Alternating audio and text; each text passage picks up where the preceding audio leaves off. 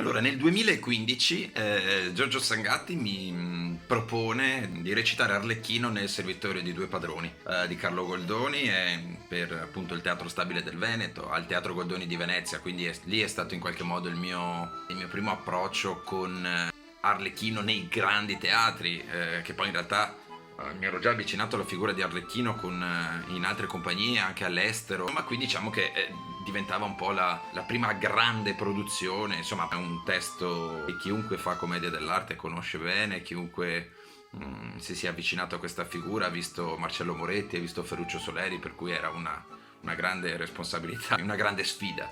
2 anni dopo, nel 2017, con la compagnia con Stivalaccio Teatro, abbiamo costruito per il Teatro Stabile del Veneto l'Arlecchino Furioso, e lì diciamo che c'è il mio avvicinamento più spontaneo, ecco, alla maschera, perché il Furioso è in qualche modo l'Arlecchino che un po' è più vicino a me, perché è uno spettacolo che abbiamo costruito utilizzando un po' di repertorio, utilizzando dei personaggi che un po' già avevamo, come nella tradizione della commedia dell'arte, quei zibaldoni e quei canovacci, quei repertori che servivano a una compagnia per costruire rapidamente uno spettacolo. E l'ultimo in ordine cronologico è l'anno scorso, quindi nel 2019, con i canovacci goldoniani, il figlio di Arlecchino perduto e ritrovato, e Arlecchino e l'anello magico, con Stefano Rota nel ruolo di Arlecchino.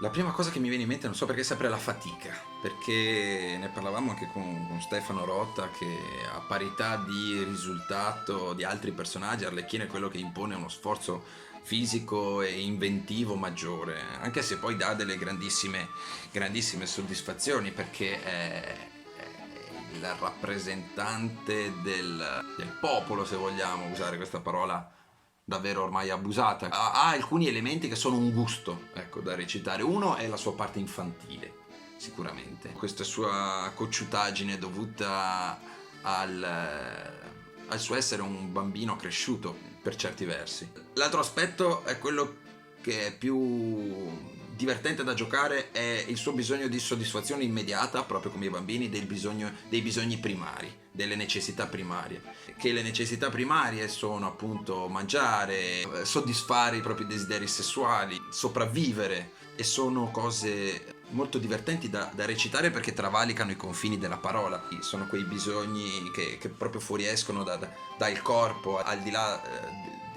dell'espressività legata all'uso della parola. Quindi queste sono cose molto, molto interessanti da giocare. Qual è in qualche modo la difficoltà?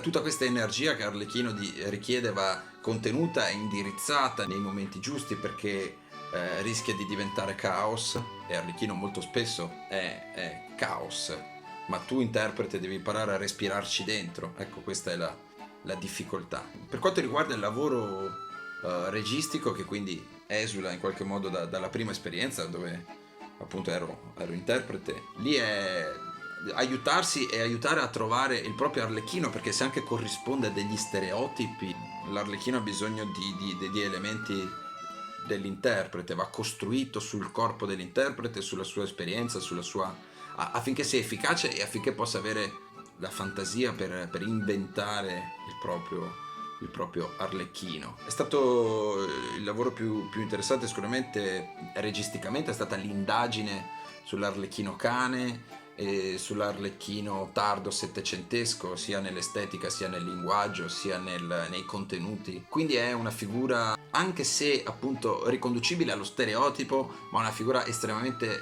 varia da indagare, come si può vedere anche negli ultimi anni. Penso appunto alla tela del Servitorio dei due padroni, al lavoro fatto da Latini, e all'Arlecchino delle donne gelose di Giorgio Sangatti, e quindi secondo me è un personaggio che possiamo ancora scoprire.